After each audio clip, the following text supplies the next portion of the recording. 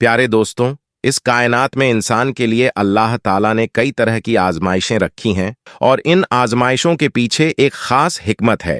इस वाकये में हमें एक ऐसी दास्तान मिलती है जिसमें एक औरत की बेबसी और अल्लाह वाले की मोहब्बत का एक नया रंग नजर आता है। यह कहानी एक नेक औरत की है जिसने अपनी जिंदगी में तवक्कुल और इबादत को हमेशा फर्ज दी।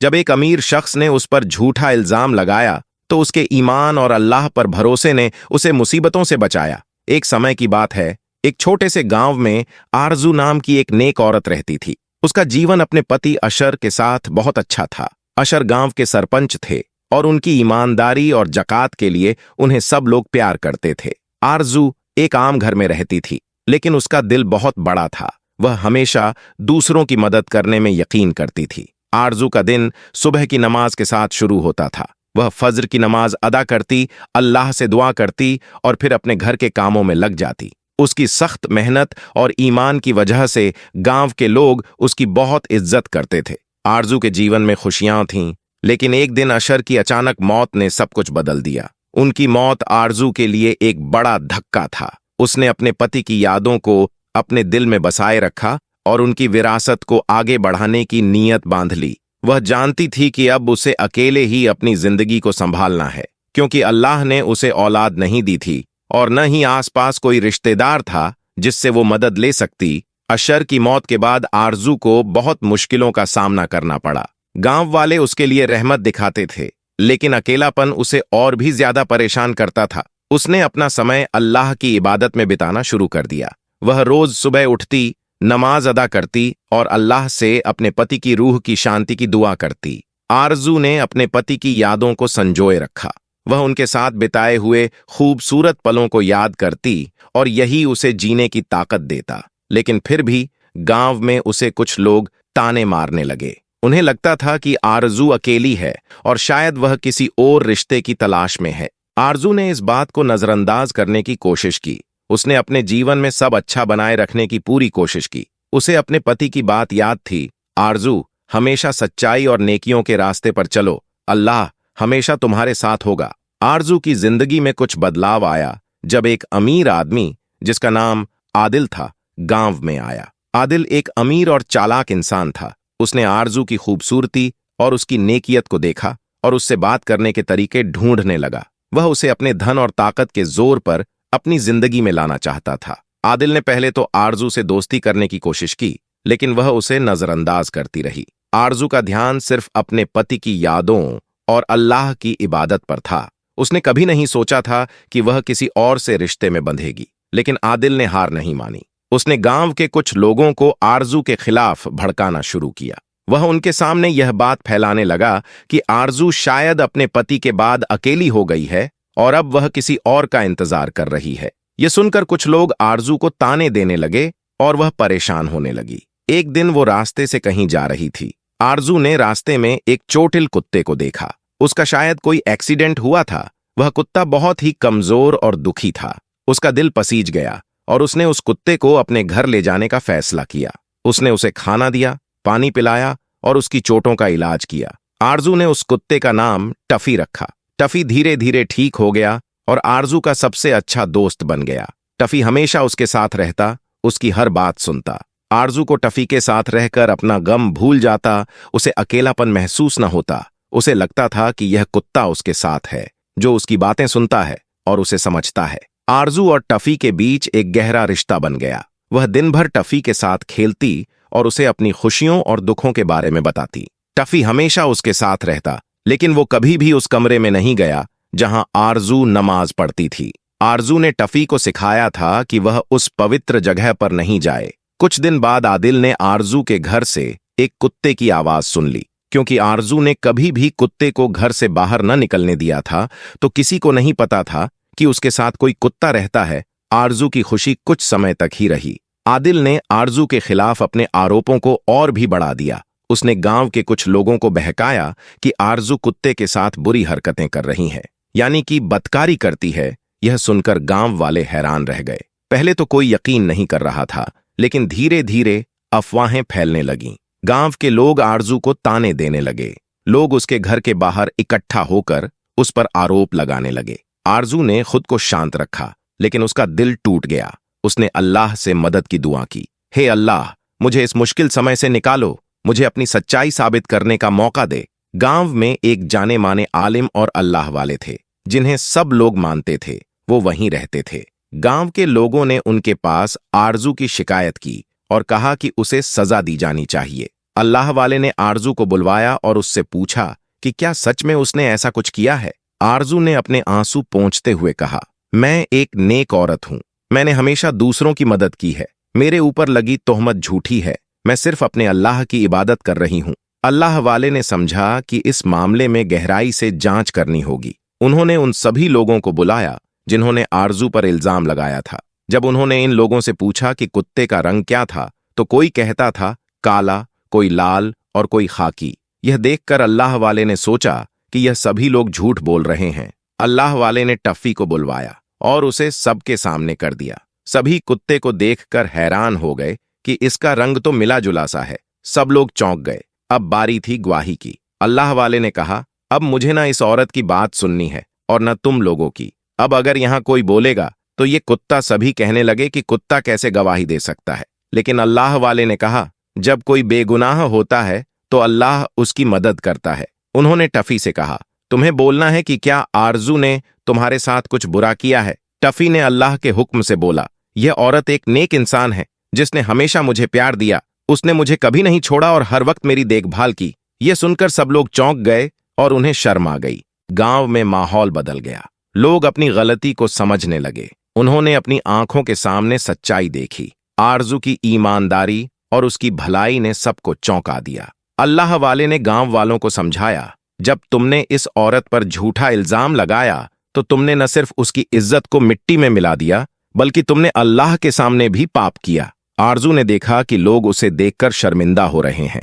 उन्होंने आरजू से माफी मांगी और उसकी नेकियों की सराहना की। आरजू ने सबको माफ कर दिया और कहा, मैं जानती हूं कि अल्लाह की मदद सच्चे दिल वालों के साथ होती है। आरजू ने टफ़ी को गले लगाते हुए कहा, तू मेरा सच्चा दोस्त है और तूने मुझे इस कठिन समय में सहारा दिया।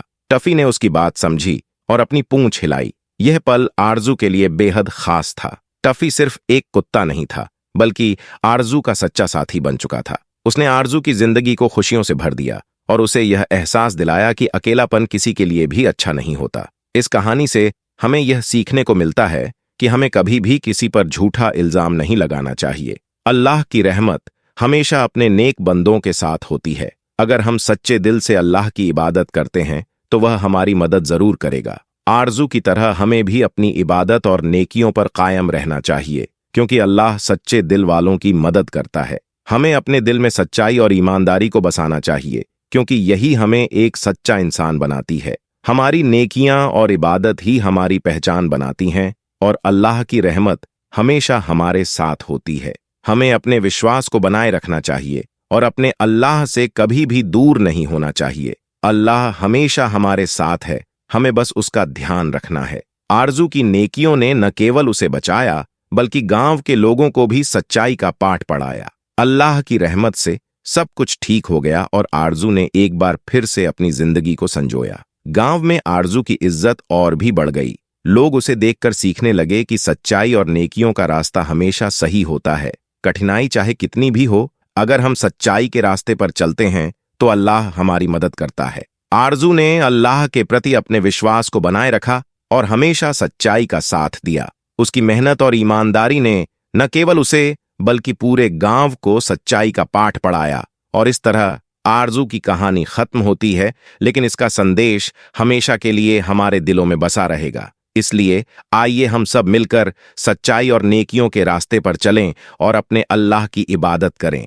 आइए अब एक और वाकया को जानते हैं। एक समय की बात है, एक छोटे से गांव में एक नेक दिल औरत जिसका नाम इनायत था, रहती थी। इनायत एक साधारण जीवन जीती थी, लेकिन उसके दिल में अल्लाह की इबादत और दूसरों की मदद करने का जुनून था। वह हमेशा खैर और भलाई के कामों में लगी रहती, चाहे वह गरीबों को रोटी देना हो या बीमारों की देखभाल करना। उसकी जिंदगी में तहजीब और इंसानियत की भावना कूट कूट कर भरी हुई थी। एक दिन गांव में एक भयंकर सूखा पड़ गया। लोग पानी और भोजन की कमी से परेशान हो गए। इनायत ने देखा कि उसके पड़ोसियों को बेहद मुश्किलों का सामना करना पड़ रहा है। उन्होंने ठान लिया कि वह मदद करेंगी। इनायत ने अपने पास जितनी भी चीजें थीं उन्हें इकट्ठा किया और गांव के लोगों के बीच बांटने निकलीं। हालांकि सूखे की मुसीबत इतनी गंभीर थी कि इनायत की मदद से कुछ समय के लिए ही लोगों की भूख मिट सकी। लोग परेशान हो गए और धीरे धीरे उनकी उम्मीदें टूटने लगीं।